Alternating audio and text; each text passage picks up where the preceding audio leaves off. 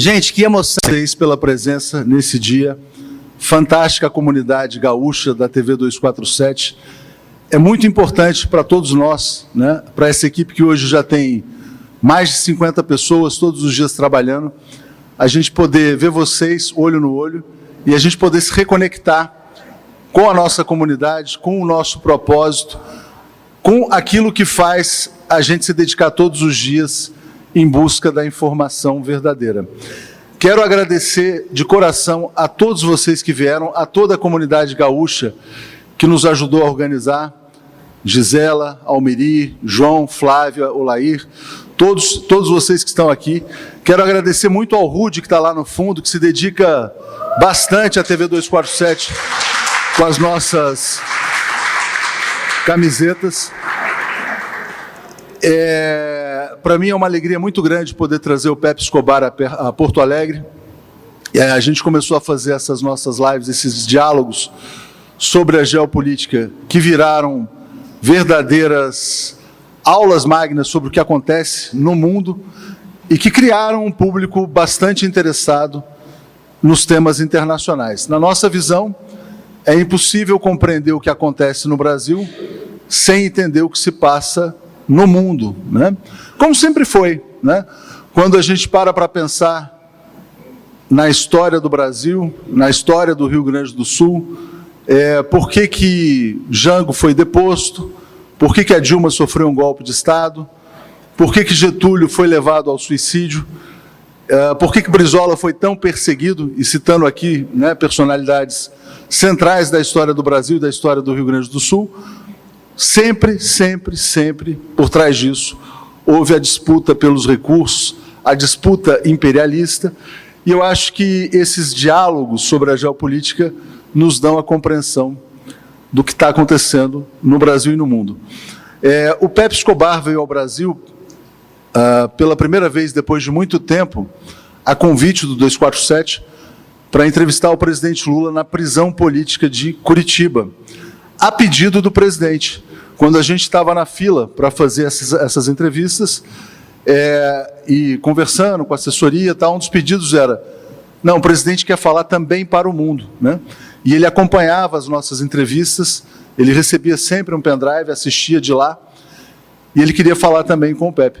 Então foi uma entrevista fantástica, com grande repercussão, e a gente ficou muito feliz com o resultado. Depois o Pepe teve uma outra vez aqui no Brasil, quando a gente fez um encontro em Brasília. Aliás, antes disso, queria dizer que os nossos encontros começaram em Porto Alegre.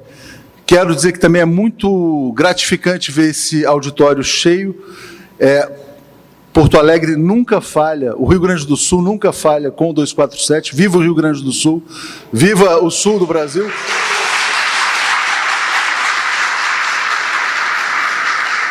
Vocês são demais, né?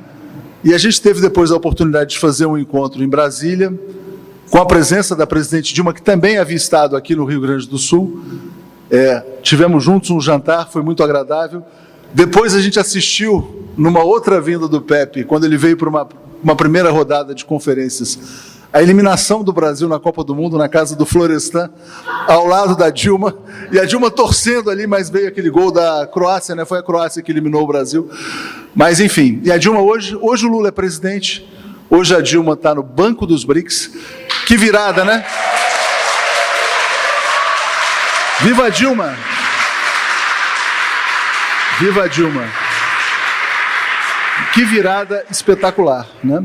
Quero saudar também aqui o Moisés Mendes, que está por aqui também em algum lugar, nosso colunista está aqui, grande colunista gaúcho, também está aqui, grande Moisés. E só para terminar, antes de passar a palavra aqui para o Joaquim e para o Pepe, antes de fazer esse encontro, eu liguei para um grande amigo meu que mora em Porto Alegre, que é o Carlos Latuf.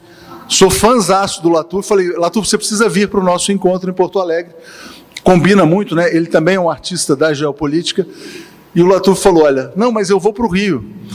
E aí ele participou do nosso encontro no Rio na sexta-feira. Aliás, foi fantástico. Rio, Brasília, São Paulo. E ele foi então, aí ele dizia, pô, mas então você está me chamando para abrir o show dos Rolling Stones, né? Mais ou menos isso, quer dizer, ele ia abrir o show do Pepe Escobar. Mas hoje a gente não tem Latuf, a gente tem o Joaquim de Carvalho, que é, na minha opinião,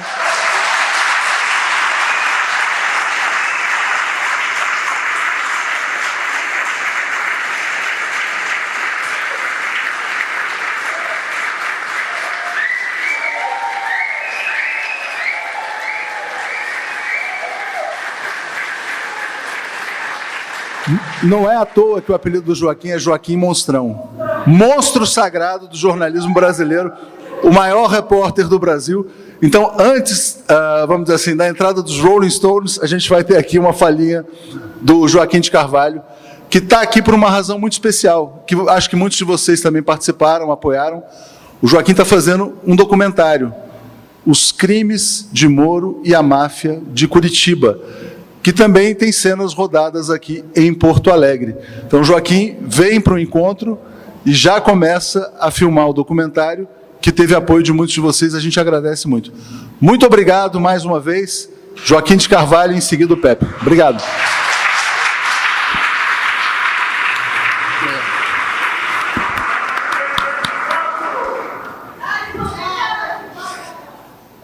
Bom, pessoal, eu primeiro quero agradecer muito as palavras do Léo, agradecer muito a presença de vocês, dizer que eu já estive em São Paulo na palestra do Pepe. Eu acho que é um privilégio para todos nós vermos, ouvirmos, participarmos da palestra dele, todos nós, porque o Pepe mostra o mundo como a gente não consegue ver na mídia ocidental, pela experiência que ele tem, e isso é um privilégio. Termos as informações, os fatos estão aí. Agora, existe uma interpretação hoje da mídia ocidental que não é honesta. Então, quando nós ouvimos, nós vemos uma exposição como a do Pepe, nós nos sentimos privilegiados. Então, essa é uma razão. Eu fui a São Paulo, estou aqui, vou começar a apuração, e aí, falando com o Léo, quis estar aqui, o Léo me convidou para estar aqui presente, e eu queria estar presente, porque eu acho que é um privilégio para todos nós. E dizer por quê? Porque eu entendo que hoje o que aconteceu no Brasil está conectado com o que acontece na Ucrânia, com o que acontece na Rússia, com o que acontece na China. Não dá para entender o que acontece no Brasil sem entendermos o que está acontecendo no restante do mundo. E nós não temos essas informações. O privilégio nosso é ter alguém que trabalhe honestamente com os fatos que estão disponíveis, mas não tem essa mesma interpretação. E eu quero dizer que eu me sinto muito feliz de estar com vocês, estar aqui no Rio Grande do Sul. Tem certas coisas que acontecem, o acaso, que às vezes nos presenteiam. E depois você entende por que você fez determinada coisa naquele lugar e naquele dia você estava lá. Eu lembro de 2018, no dia 8 de julho de 2018, eu estava aqui, uma semana de férias que eu tinha tirado com a Denise, que é minha esposa, a minha filha, Marina.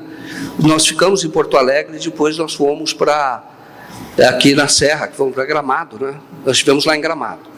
E naquele dia, quando foi 8 de julho, levantamos de manhã, eu tive a notícia de umas maiores violências que ocorriam, que era o alvará de soltura que não foi cumprido, do Lula, que era do Rogério Favretto, que eu pretendo entrevistar aqui, jornalisticamente, nessa matéria que eu estou fazendo. Então, naquela ocasião, eu interrompi as férias e fui escrever um texto sobre o que ocorria. E o título era justamente falando que o não cumprimento do alvará de soltura era, na verdade, um crime de formação de quadrilha. E ali, os criminosos eram os desembargadores do TRF4, citava, e eu citei, não me processaram. Era o Sérgio Moro, que não cumpriram uma decisão judicial legítima. Então, eu me sinto privilegiado por estar aqui, porque eu sei que, naquele dia, essa mesma indignação que eu tive, outras pessoas também estiveram aqui, estão hoje aqui, neste local. E até um deles me entregou, e eu vi um poema muito bonito, que eu queria ler muito rapidamente para vocês, que é do Irineu Roque Zolim. Ele diz aqui, porque o que ele escreve foi o que eu senti, e que conseguir reagir da maneira como eu sei, como um repórter, como jornalista. Então foi, olha, liberdade sequestrada. Era domingo 8 de julho, era manhã de domingo 8 de julho, e como no hino, o sol da liberdade brilhou. Era domingo 8 de julho, o despacho liberta. Era domingo 8 de julho, mas o juiz em férias manda trancar a porta. Era domingo 8 de julho, o julgador ao parceiro apela. Era domingo 8 de julho, o desembargador reafirma: liberdade já.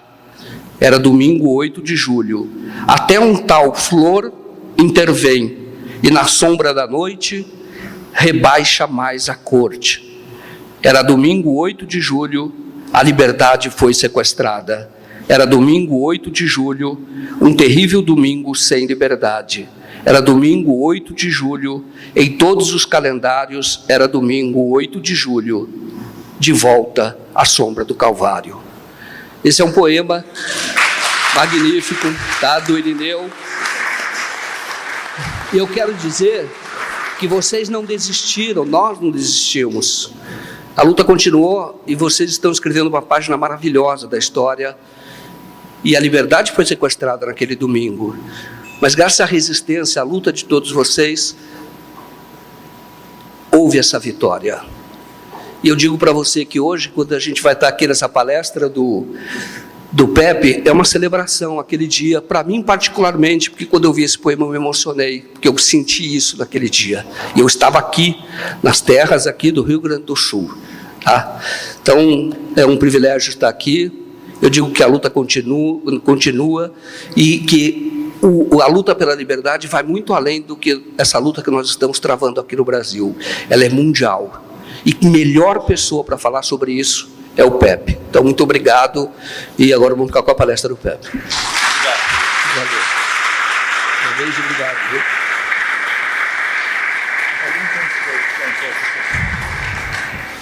Boa tarde, né? Bom, para mim é uma honra, um prazer e uma linda volta ao passado. A última vez que eu estive aqui eu era adolescente, ou seja, uma Porto Alegre que não existe mais, né? Então eu cheguei aqui ontem e redescobri uma das primeiras cidades brasileiras que eu visitei quando eu era adolescente. E hoje de manhã, na beira do Guaíba, eu me senti em casa. Eu comentei com o Leonardo, é o Mississippi, né? Não, é o Guaíba. Muito mais legal. E fala-se português. O dia escolhido pela história, né, para a gente estar aqui hoje, não poderia ser mais carregado de história, né? Vocês sabem exatamente o que aconteceu na Rússia nas últimas 48 horas, né? Pois é, eu vou ter que começar com essa história, porque eu vou tentar fazer uma ligação free jazz mesmo, de tudo isso com o mundo multipolar e com o Brasil no meio.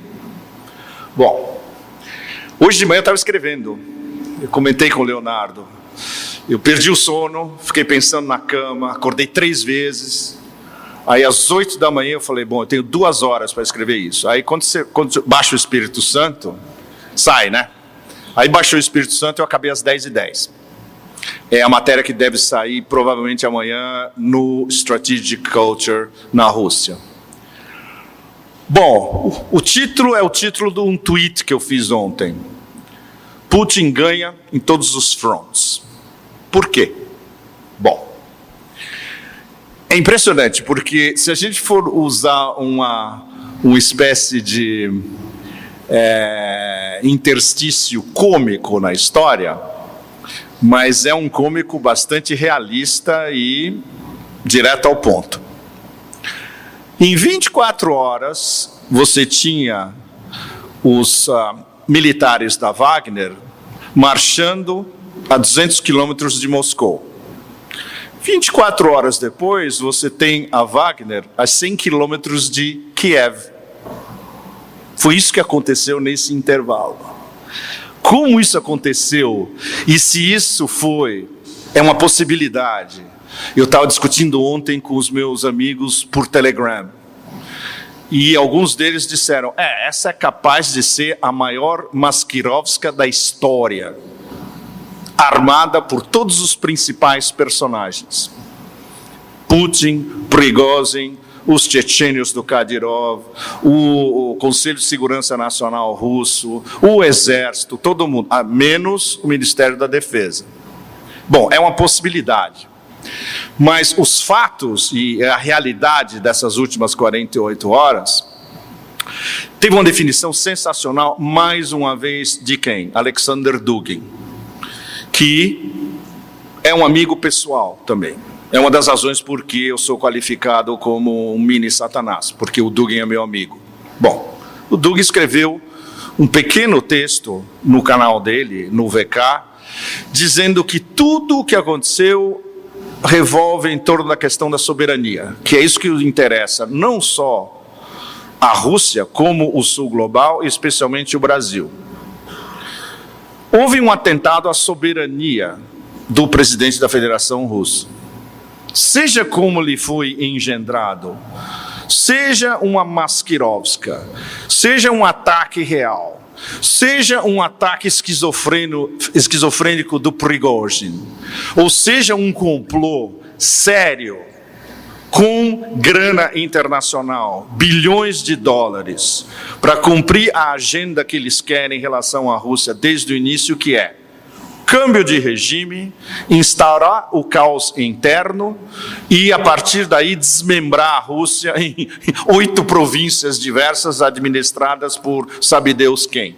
Esse é o plano original da CIA, do establishment americano. Eles dizem isso em linguagem quase direta, muitas vezes indireta, mas isso não esconde, eles são incapazes de esconder que a agenda, inclusive antes do Maidan, em 2014, sempre foi essa. Imagina, são aqueles eslavos, eles não têm direito de ter as maiores reservas de commodities do planeta, reservas naturais do planeta. Isso é nosso, entre aspas. Nosso, do Império Americano, e da, entre aspas, civilização ocidental, e da, entre aspas, ordem internacional baseada em regras. Deles, cuja melhor definição é da assistente do presidente Bashar al-Assad da Síria, que diz: que ordens e que regras? Alguém explicou para a gente que ordem é essa? Alguém explicou que regras é essa? A única coisa que a gente sabe é que eles fazem as ordens e as regras, e depois mudam. Bom, o que os fatos nos dizem no dia de hoje, depois do que eu defini como o dia mais longo? É uma metáfora mais ou menos literária do que aconteceu na Rússia. Foi um pouco mais, foi não só 22 horas, mas talvez 36 no final. O Putin tem poderes agora absolutamente ilimitados, inclusive poderes marciais, de lei marcial, onde você pode fazer o que quiser e prender quem for durante 30 dias. Isso foi dado por quem? Pelo povo. O povo russo inteiro apoiou o Putin desde o início dessa marcha ou não marcha, desse não golpe militar, que no fundo foi mais uma aventura do Prigozhin, que é um aventureiro, basicamente. Mas isso reverteu uma situação e solidificou uma situação de o presidente da Federação Russa é apoiado pela população inteira, que a gente via antes nas pesquisas que davam a popularidade do Putin entre 70% e 80%, constantemente, inclusive desde o início da operação militar especial. Agora a gente sabe que é o país inteiro que o apoia, todo mundo, os chechenos, o exército inteiro, os caras que estavam lutando pela Wagner, os comunistas, o Zyuganov soltou uma declaração apoiando explicitamente o Putin, todo mundo. Mas tem vários que ficaram em cima do muro e vários que contataram os seus amiguinhos atlanticistas. E o que isso vai acontecer a partir de agora?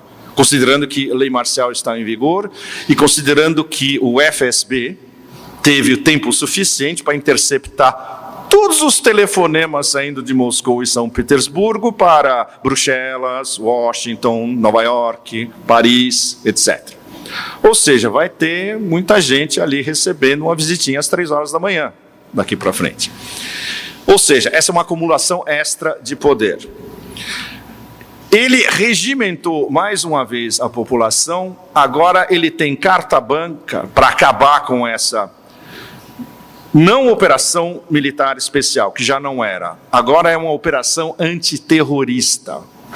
O que já era na prática, mas agora é na prática e oficialmente. E esses terroristas são terroristas não só estrangeiros, como principalmente o que eles qualificam de terrorismo interno. E os russos vira-casacas, quintas colunas, sextas colunas, sétimas colunas, como vocês quiserem definir.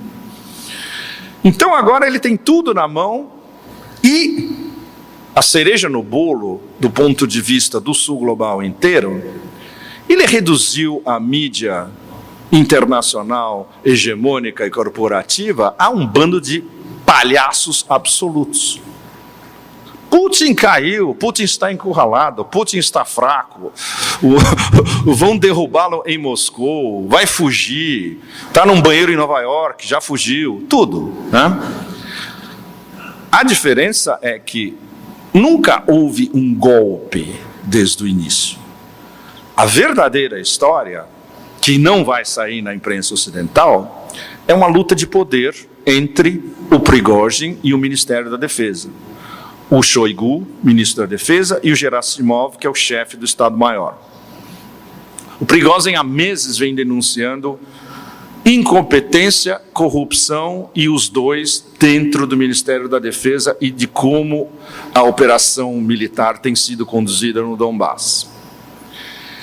Várias dessas críticas procedem. É uma instituição que tem resquícios soviéticos burocráticos enormes, tem um monte de generais que o Putin mesmo, num dos seus discursos no Fórum de São Petersburgo, na semana passada ou retrasada, quando eu estava chegando no Brasil, justamente, então passada, né? Ele definiu como generais de opereta. Ou seja, esses caras não são sérios. Então tem que ter um expurgo lá dentro. Agora, é muito difícil fazer isso dentro de uma instituição tão poderosa, e com nexos e laços muito fortes, com muita gente poderosa dentro da Rússia, inclusive com muitos dos oligarcas que estão lá, que não fugiram. Que entre oligarcas russos, a divisão mais crua que eu podia fazer para vocês é os oligarcas patriotas que estão lá, que pagam suas taxas na Rússia, que investem na Rússia, que empregam russos e que são patriotas porque apoiam o Kremlin, e os oligarcas que estão com suas contas em Cayman Islands, Virgin Islands, Luxemburgo, seja onde for, e que moram em Londres, têm 3 cidadanias, 3 passaportes, vão para Israel, vão para Chipre, etc. e tal, e basicamente receberam um recado do Putin há muito tempo, em diversos níveis, e falaram: olha, se você quiser ficar aqui, você tem que agir como um patriota, você tem que investir na Federação Russa, pagar suas taxas aqui e pense muito bem que tipo de operações vocês estão fazendo com o mundo atlanticista. Ou vão embora. Podem levar a grana de vocês, mas não voltem. É o que aconteceu com muitos deles. Então é muito complicado quando você fala não existe o oligarca russo, existem camadas de oligarcas russos. Desde esses caras que são quintas colunas mesmo, ou sem coluna nenhuma, mas são anti-federação russa no fundo, até patriotas extremos. E eu cheguei a conhecer alguns desses oligarcas patriotas lá, nesses últimos 2 meses que eu passei lá, basicamente em março e abril até o início de maio. Bom, então esses caras já sabiam que essa história entre o Prigozhin e o Ministério da Defesa ia acabar mal, mas ninguém poderia imaginar que haveria essa tentativa de intimidação suprema, que foi esse não golpe com o Prigozhin na frente, e ele tentando instrumentalizar os soldados da Wagner, que muitos deles ficaram sabendo disso na última hora e falaram: e agora? A gente faz o quê? Né? A diferença é que entre o pessoal do exército russo que está envolvido na guerra e entre os guerreiros da Wagner envolvidos na guerra, para a maioria da população russa não há distinção. Eles estão todos envolvidos na mesma luta, o que é definido oficialmente como os nazistas de Kiev, que na verdade é um bando de neonazistas, indoutrinários, viras-casacas, serviços de inteligência, lacaios da OTAN, tudo isso é verdade, é assim que funciona ou não funciona Kiev, que é uma entidade completamente manipulada, especialmente pelos americanos e pelos generais da OTAN. Tanto assim que as decisões todas da guerra, fala, Zelensky resolveu, não sei o que, resolveu porra nenhuma. Isso foi resolvido em Washington primeiro, chegou para os generais da OTAN, chegou para os centros de decisão da OTAN em Kiev e em Lviv, perto da fronteira com a Polônia, e aí é implementado. Por que, por exemplo, que todos esses últimos meses, isso pelo menos foi noticiado, que havia uma rixa entre o Zelensky e o general Zaluzny, o chefe do Estado-Maior ucraniano. O Zaluzny é um cara que foi educado segundo a doutrina militar soviética de Sal. Ele conhece o Gerasimov, os caras são amigos praticamente. Eles se entendem, eles se respeitam, eles estudaram as mesmas técnicas de guerra, militares, etc. E tal. E ele falava, esse negócio de fazer uma contraofensiva é um absurdo absoluto. Como era um absurdo essa tal, entre aspas, resistência em Bakhmut, porque ele sabia o que ia acontecer, exatamente o que aconteceu. Por quê? Porque ele sabe como os russos organizam a sua doutrina militar e as suas técnicas militares. Ele sabe perfeitamente o que os russos vão fazer para conquistar um ponto-chave como esse, Bakhmut. Eles vão usar duas técnicas que o Zaluzny ucraniano conhecia muito bem. A técnica do caramujo, ou seja, você vai avançando aos pouquinhos, você não quer tomar território, você está posicionado, ao mesmo tempo você construiu um monte de trincheiras atrás, você está protegido, e você tem uma artilharia do apocalipse te protegendo por trás, e você tem domínio aéreo. Isso é os russos no front. E, além de tudo isso, o principal, que é justamente essa artilharia apocalíptica vindo de trás, que é a famosa técnica do moedor de carne. Então, eles fizeram em Bakhmut um moedor de carne gigante que destruiu praticamente, a gente está contando, mas já estamos perdendo a conta. Entre o 3º e 4º exército ucraniano, foram destruídos 3 antes. Esse é provavelmente o 4º. E o da contraofensiva vai ser o 5º. Que basicamente a maioria do exército é gente que literalmente os caras foram pegar no meio da rua e falaram, você vai se alistar agora, vai ter uma semana de treinamento e vai para o front. Os caras chegam lá, duram 6 horas. Eles são mortos no mesmo dia. Isso é documentado, inclusive pelos caras da OTAN. Agora, isso não vai sair, evidentemente, no New York Times ou nas nossas variantes brasileiras. Então, o que isso começou até o ponto que isso estava explodindo, que foi quando explodiu agora com o Prigozhin. Prigozhin, basicamente, porque ele estava sendo paulatinamente alijado como um centro de decisão militar, porque de qualquer maneira era uma organização paramilitar, com muitos mercenários, mas muita gente que se alistou porque acreditava que é um exército profissional, porque é um exército profissional, mas não respondendo diretamente ao Ministério da Defesa. Então houve um ultimato, algumas semanas atrás, que é a raiz da crise que aconteceu nessas últimas 48 horas. O Ministério da Defesa declarou a todas as organizações paramilitares russas, incluindo a Wagner, que agora vocês vão ter que responder a tudo que vocês fazem ao Ministério da Defesa. Ou seja, vocês vão ser incorporados ao Ministério da Defesa. Para o Prigozhin, que é uma mistura de empresário ladino, delírio de grandeza, tudo isso junto, e muito independente e muito orgulhoso pelo sucesso da Wagner no campo de batalha, que isso é absolutamente insofismável. Tanto assim que todo mundo na África pegou o telefone e falou, Wagner, vem para cá. E é uma coisa que não vai mudar, seja o que acontecer com a Wagner a partir de agora. E o Prigozhin, como está no terreno no Donbass, e ouvindo dos seus comandantes do terreno no Donbass, combatendo junto com o pessoal do exército regular da Federação Russa, falou, ó, isso aqui não está funcionando, a gente precisa de artilharia, não vem munição, as ordens não chegam, vem uma ordem de Moscou, chega aqui que não tem nada a ver com o que está acontecendo no terreno, etc. e tal. Esses problemas são reais. O problema foi a metodologia escolhida pelo Prigozhin para ir contra Gerasimov e Shoigu ao mesmo tempo. Ou seja, como brincadeira, a gente poderia dizer, tudo que ele queria é namorar com o Shoigu e o Gerasimov uma noite. Aí ele armou esse circo. O que é um negócio completamente absurdo, mas é bem próximo da realidade. Ele queria um encontro em Moscou com os dois, para ele discutir o futuro da Wagner, o presente da Wagner também. Ou seja, ok, agora que nós vamos continuar sendo a vanguarda em Donbass, ou vão ser vocês? Ou vai ser dividido a vanguarda? Nós, os chechênios, as milícias e vocês? Ou só vocês e a gente vai para trás? Ou vocês vão nos mandar para outro lugar? Ou a gente vai para a África e não fica mais na Rússia? E o Gerasimov e o Shoigu ignoraram.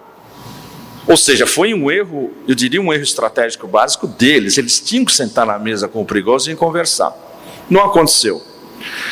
Daí essa possibilidade bastante real, que claro, é no começo e nós não temos os elementos suficientes para provar, de que pode ter sido um gigantesco kabuki essa história toda, porque quando você vê que o Putin conseguiu, sem um tiro e sem derramamento de sangue, concentrar tudo o que ele queria já há algum tempo para tentar resolver essa história da maneira mais rápida possível, agora está na mão.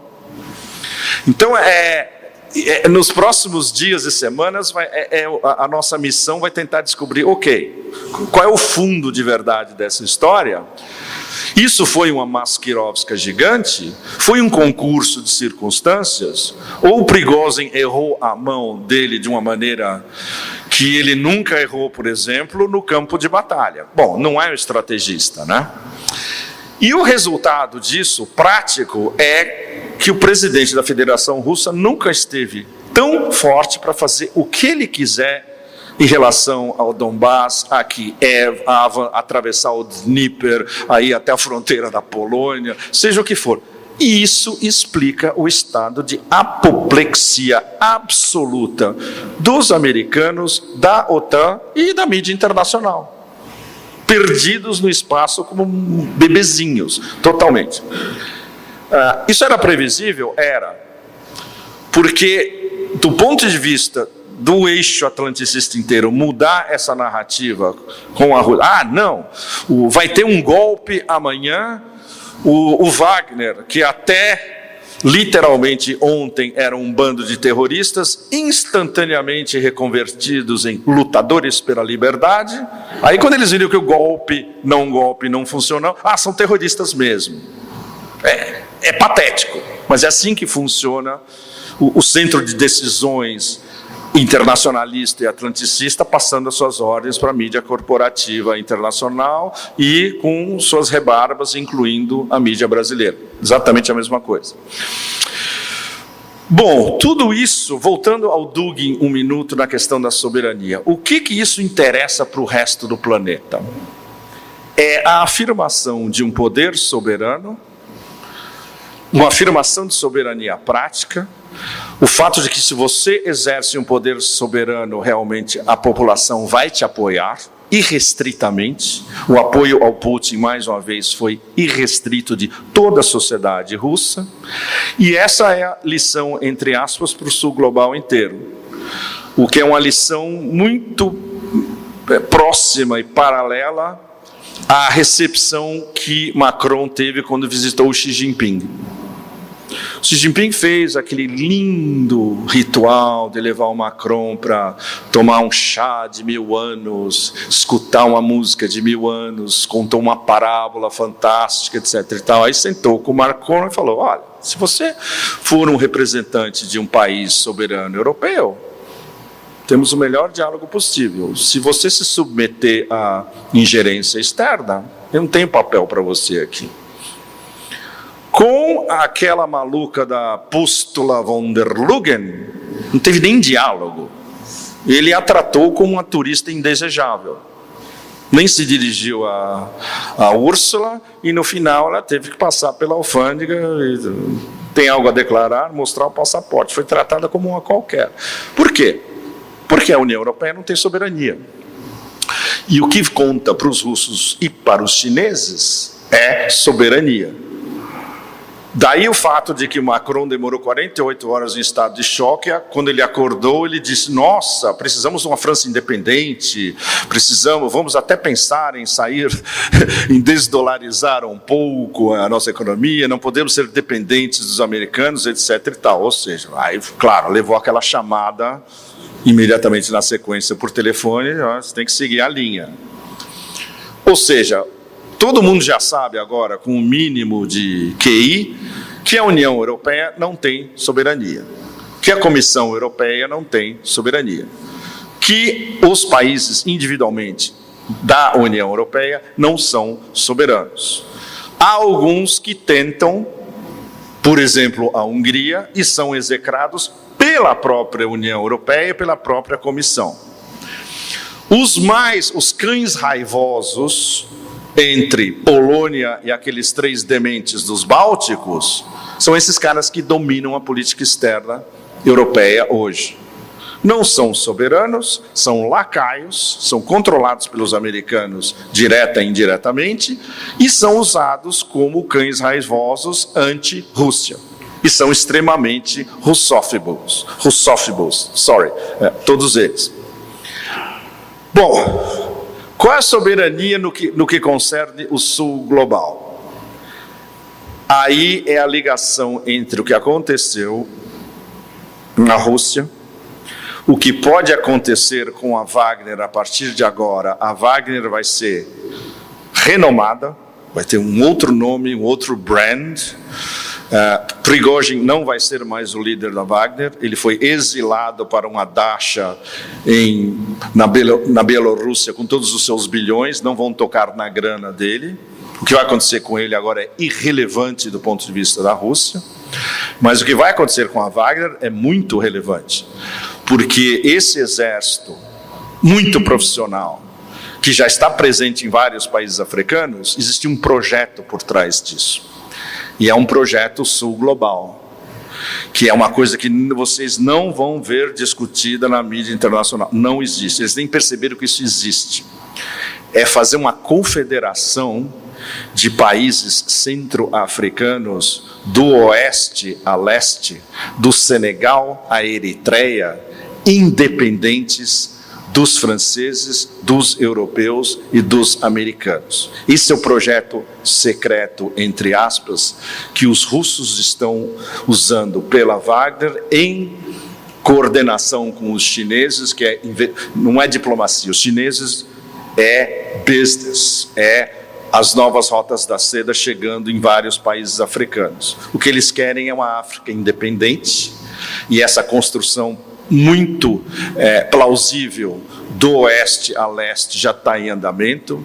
Eles juntam com a África do Sul, que é membro dos BRICS, eles juntam com a Argélia, que vai ser membro dos BRICS, eles juntam com o Egito, que está na lista para entrar nos BRICS também, e você tem basicamente o nexo novo da África não alinhada e independente.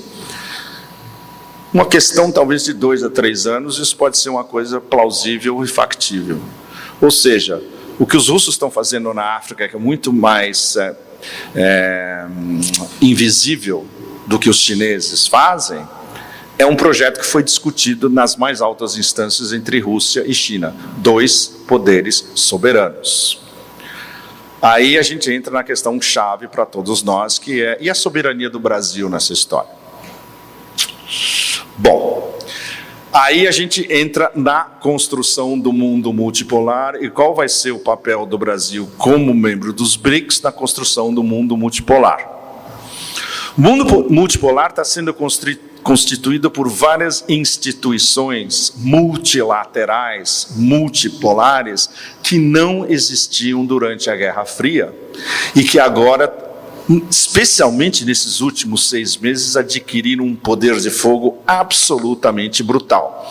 Todos vocês sabem que a lista para entrar nos BRICS é infinita, praticamente. Todo dia tem um lá que fala, também quero.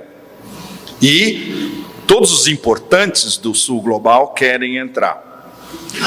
Argentina, Indonésia, Turquia, Cazaquistão, Arábia Saudita, Emirados Árabes, todos esses estão na lista. Argélia, todos esses estão na lista. Então, a discussão desse BRICS Plus, ou BRICS Plus, como vocês quiserem, é o grande tema da cúpula dos BRICS agora na África do Sul em agosto. Brasil, claro, representado. O manancial de complexidade envolvido em tudo isso é algo, por exemplo, que eu discuti em Moscou, e justamente eles falaram que dentro dos BRICS, primeiro você tem que aplanar os problemas internos dos BRICS, para depois você começar a pensar em expansão. E eles citaram especificamente Índia e China, que têm problemas seríssimos entre eles, quase irresolúveis, tanto dentro dos BRICS, quanto dentro da Organização de Cooperação de Xangai, onde eles também são 2 membros, 2 dos principais, junto com a Rússia e a China, e agora o Irã, que é membro permanente, a partir do mês que vem. O Irã é membro permanente da Organização de Cooperação de Xangai, que surgiu como uma organização antiterrorista, antisseparatismo, e começou a virar um mecanismo de coordenação geoeconômica. Isso é super importante. Isso é algo que eu vi durante os anos 2010, por exemplo. Tinha mesas da SCO nos fóruns, por exemplo, no Fórum de São Petersburgo. Aí você chegava lá, estava um monte de chineses, vários russos, um monte de gente da Ásia Central, dos 4 da Ásia Central, menos o Turcomenistão, que o Turcomenistão é uma coisa kafkiana, e à parte, eles se dizem totalmente independentes. E não tinha nenhum europeu. E os caras, para vocês terem uma ideia, os caras em 2013, 14, 15, já estavam discutindo tudo isso que está rolando agora. Temos que fazer mais corredores comerciais. Tem que fazer uma estrada de ferro do oeste da China, passando pelo nosso país. Aí depois a gente liga com o Irã, e depois liga entre o Irã e a Turquia. Os caras estão discutindo isso há anos. A diferença é que agora, tudo isso está em fruição. Via a revitalização das novas rotas da seda pelos chineses, esse ano vai ter um fórum das rotas da seda de novo. Vai ser em Pequim, talvez outubro, novembro, mas é nos próximos meses, onde os chineses vão dar um turbo again. Olha, vai ter projeto para todo lado, vários em andamento, Ásia Central, África, a gente não sabe ainda o que de América Latina vai ter nesse coquetel também. E interligado diretamente com o papel de outras organizações multilaterais, como a União Econômica Euroasiática, EAEU, que está na frente, na vanguarda, discutindo a desdolarização, porque eles já estão discutindo, pelo menos há 2 anos, o desenho de uma moeda paralela ao dólar, alternativa ao dólar. O principal personagem é o Sergei Glaziev, que eu tive a honra de encontrar em Moscou em março.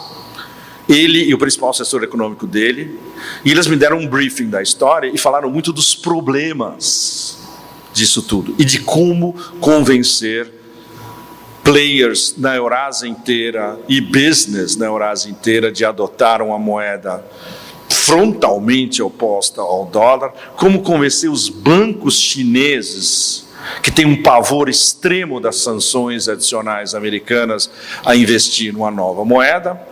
E eles têm um plano B, e o plano B deles é brilhante. Eles falaram, olha, nós vamos tentar vender isso primeiro para os grandes business. Então, por exemplo, se o pessoal da Gazprom ou da Rosneft fala, vamos começar a usar essa moeda, um monte de empresas na Rússia, no Cazaquistão, etc., também vai. Aí a gente chega na Organização de Cooperação de Xangai, chama os indianos, os iranianos, os paquistaneses, e aí vocês querem entrar também? O negócio vai se expandindo, aí de repente você tem um nexo de países chaves na Eurásia usando essa nova moeda. Isso é um processo que pode durar, pode durar 2, 3, 4, 5 anos, mas implementação pode durar mais de 10, 15, 20. É um processo a longo prazo. Já começou. E está muito adiantado em relação a um processo que começaria dentro dos BRICS, que os BRICS, por enquanto, estão só especulando sobre uma moeda, seria internamente uma moeda BRICS, dos 5, ou do BRICS expandido, e depois expandir para o resto. O principal é que as decisões chaves em todas essas organizações multilaterais já começou, e a tendência é eles começarem a se interligarem, inclusive no diálogo. A gente vai ter BRICS, Organização de Cooperação de Xangai, União Econômica Euroasiática, os 10 da ASEAN, do Sudeste da Ásia, todo mundo, mais cedo ou mais tarde, vai terminar sentando na mesma mesa, discutindo as questões principais, das quais a mais importante é desdolarização. Você não pode ter um mundo multipolar usando a moeda do poder hegemônico. Isso é básico, né? O problema é como chegar até lá. Bom, isso significa que, dentro dos BRICS, o caso do Brasil especificamente é extremamente sensível. 2 dos principais candidatos a entrar no BRICS expandido são Irã e Arábia Saudita. A China botou Irã e Arábia Saudita para reatar relações diplomáticas, fazer business juntos. São 2 das maiores potências energéticas do planeta, em petróleo e gás. A China e a Rússia têm relações estratégicas, de parceria estratégica com o Irã. A Rússia e a Arábia Saudita mandam na OPEC+. Os preços do petróleo no mercado global são decididos basicamente por Vladimir Putin e Mohammed bin Salman. Eles se dão um high five, são amigos, próximos, se adoram, se entendem, se respeitam. E o MBS, entre nós, é um gangster, mas é um gangster que teve um momento de iluminação e percebeu, eu vou modernizar a Arábia Saudita, não posso deixar a Arábia Saudita no século XXI controlada por esse bando de clérigos salafistas dementes, né? Eu vou transformar isso aqui num país moderno. E como a maioria da população na Arábia Saudita é jovem, o MBS virou o Mick Jagger. E todo mundo adora ele na Arábia Saudita. E vai dar certo. Ele vai ter oposição do clero, ultra radical, wahhabita, mas a maioria da população está com ele. E aí eles olham em volta e falam, o que vai ser a nova Arábia Saudita? Vai ser uma Dubai gigante, no fundo. E ele está certo. Vai transformar aquilo numa sociedade não só de petróleo, mas serviços, entretenimento, um foco para todo mundo árabe, muito mais liberal, cortar com aquelas leis absurdas, mais direitos para as mulheres, importantíssimo.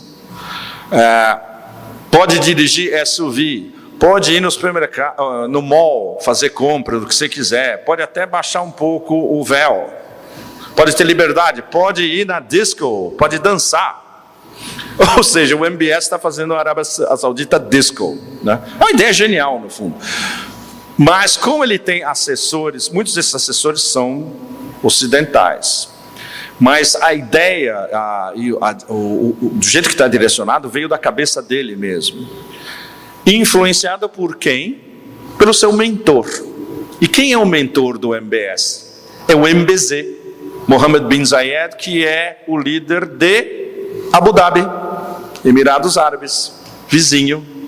Ou seja, tudo que eles estão decidindo de liberalização, modernização e de eles entrarem cada vez mais como grandes parceiros na Eurásia, é decidido por esses caras que mandam mesmo. Olham para o Ocidente, esse negócio está morrendo. Olham para a Eurásia e falam, opa, é a nova ordem. E então eles vão ter um papel extremamente forte dentro dos BRICS, eles entrando nos BRICS.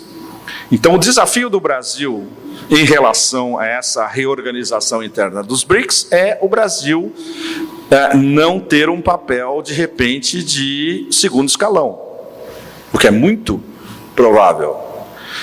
Se, eu espero que não, nenhum de nós espera que isso aconteça. Se a diplomacia brasileira fica no muro, como até algum tempo atrás, isso vindo do próprio chanceler brasileiro, né? Bom, não vai dar certo, não é por aí. O que nos leva ao fato de que o presidente Lula já percebeu como essa reorganização multilateral está funcionando e como, inclusive, aumentar o papel de relevância do Brasil. O que nos leva ao discurso que ele fez em Paris, que é absolutamente antológico em todos os sentidos. Ele está numa das capitais do Otanistão, do lado de Le Petit Roi. Ele se dirige diretamente a Le Petit Roi. Olha, Macron, a história é essa, não é o que você está falando aí, é outra história. Vocês viram o discurso exatamente, né? E o mais importante é que o discurso foi não só para um líder tecnicamente semi-soberano na Europa, na França, foi para a União Europeia e foi para todo mundo que estava em volta, que eram os africanos. Ou seja, o Lula renovou a importância do Brasil para a África e os laços Brasil-África, posicionou o Brasil dentro dos BRICS como um grande parceiro da África, na ONU a mesma coisa. A África tem que ser representada, melhor representada no Conselho de Segurança e no G20. O G20 a gente sabe que vai morrer. O G7 já morreu, já está em coma final. O G20 está quase morrendo, porque o novo G20 vai ser os BRICS. E isso é algo que eu já me referi antes, mas vale a pena referir de novo. Os melhores analistas relativamente independentes americanos já perceberam que o jogo está mudando.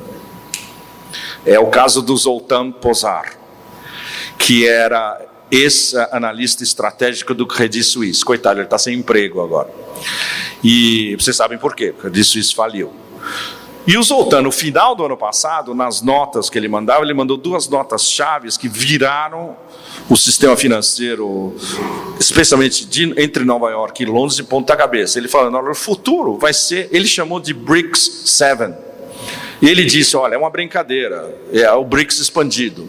Então, em vez de G7, vai ser BRICS 7. O que ele está basicamente dizendo é que o G7 está morto, o futuro é dos BRICS, é do mundo multipolar, e desses BRICS que vão entrar novos, os mais importantes sendo Irã, Arábia Saudita, Argentina, Argélia, talvez Turquia, Cazaquistão e Emirados Árabes. Então, essa é a nova realidade, e o Lula entendeu, nossa percepção, ele entendeu perfeitamente, e ele teve a coragem e uma iluminação, porque foi um discurso improvisado depois de 10 redações. Ele mesmo disse, eu redigi 10 vezes e agora eu vou falar de improviso. E o discurso de improviso foi infinitamente mais forte, porque veio não só do cérebro, mas veio do coração. E dizendo por A mais B o que está rolando agora. Eu imagino não, o choque das elites dirigentes atlanticistas foi brutal. Ficou todo mundo apoplético, a não ser algumas capas de jornal dizendo que Lula traiu o Ocidente. Mas isso, vindo daqueles babacas, é mais do que natural, né? Então, a gente sabe que, dependendo do Lula em si, esse posicionamento final do Brasil dentro dessas novas instituições multilaterais emergentes vai ser uma coisa super séria, o que vai implicar o grande problema daqui para frente, que é o Lula está de volta na mira do império cara a cara. E ele vai ter que aguentar essa pressão, que vai ser muito mais séria a partir de agora. Eu me referi a isso numa das palestras anteriores, é importante falar para vocês também. Os famosos swing states do mundo multipolar. Essa expressão é de think tanks americanos. Eles fazem a ligação direta entre esses swing states, claramente dizendo que são os novos desordeiros, os que vão contra a ordem estabelecida por regras que eles fazem, que eles mudam o tempo todo. E o substrato da mensagem é: nós vamos atrás desses caras. Brasil, Índia, Indonésia, África do Sul, Arábia Saudita e Turquia. Todos são importantes. O Brasil, particularmente importante por várias razões. Grande potência do Atlântico Sul, grande potência do Hemisfério Sul, um dos líderes do Sul global, ligação privilegiada com a África, ou seja, o Brasil é estratégico em todas essas áreas. E a figura pessoal do Lula como, a gente pode dizer hoje, sem muita margem de erro, que o líder do Sul global, fora Xi e Putin, que é outra história, são potências nucleares, é um outro nível. O líder do Sul global, pessoal, como se fosse um porta-voz do Sul global inteiro, hoje é o Lula. E não tem nenhuma competição. Não vai ser o Modi. Não vai ser o cara da Indonésia, que é muito legal, o Widodo, mas ele tem um perfil muito regional. Inclusive no sudeste da Ásia, ele não é muito bem entendido. Não vai ser ninguém da Ásia Central. O poder deles é localizado. O Erdogan é um líder dele mesmo, Erdogan. Ele só pensa nele, ele é o egocentrista máximo. E agora que ele conseguiu ser reeleito, porque justamente a campanha do Império contra ele foi um blowback, reverteu contra o Império, agora a gente vai ver qual o jogo dele mesmo agora. Ele vai querer ficar sempre jogando a OTAN contra a Eurásia, ou ele vai fazer uma aposta estratégica e perceber que se ele não bota a Turquia nesse trem-bala da reorganização da Eurásia e da integração euroasiática, a Turquia vai virar um país de segunda categoria. E como o Erdogan é muito esperto, embora ele não seja um estrategista geopolítico, mas ele entende para onde está soprando o fluxo da história. Ele está vendo que o fluxo da história está ali para a direita, não para a sua esquerda, na Turquia. Bom, então, a guerra híbrida agora, que não vai ser híbrida em vários países, vai virar, há possibilidades de virar guerra quente, e os focos de desestabilização da CIA, como eles tentaram antes da eleição do Erdogan. Como é muito possível, ainda não tem um smoking gun, que rolou um monte de grana em todo esse circo do Prigozhin. Que é isso que a gente vai tentar estabelecer nos próximos dias e semanas. Rolou grana da CIA? Para quem foi? Quem estava apoiando o Prigozhin nessa história? Foi para ele pessoalmente ou foi para um monte de gente dentro do sistema russo também? Ou inclusive para oligarcas não tão patriotas? Então isso vai continuar. Arábia Saudita vão fazer o que for para tentar desestabilizar o MBS na Arábia Saudita. Mas provavelmente o país que está mais em risco de sofrer uma guerra híbrida 2.0 ultra barra pesada é aqui. Então é por isso que a vigilância dos brasileiros a partir de agora, e a vigilância da opinião pública brasileira que não foi cooptada pelo esse imbecilismo atlanticista, e pelo que a melhor definição é do Alastair Crooke, do meu amigo Alastair Crooke, ex-diplomata, ex-MI6 e hoje um dos grandes críticos do Império. Ele é um dos melhores analistas do mundo. Ele disse: o que está rolando agora é o totalitarismo neoliberal, que é a ideologia dos democratas e a ideologia da União e da Comissão Europeia. Então, a posição do Brasil fica não só mais forte a partir de agora por causa do Lula, e ao mesmo tempo mais frágil, porque agora a gente está na linha de mira de novo desses caras.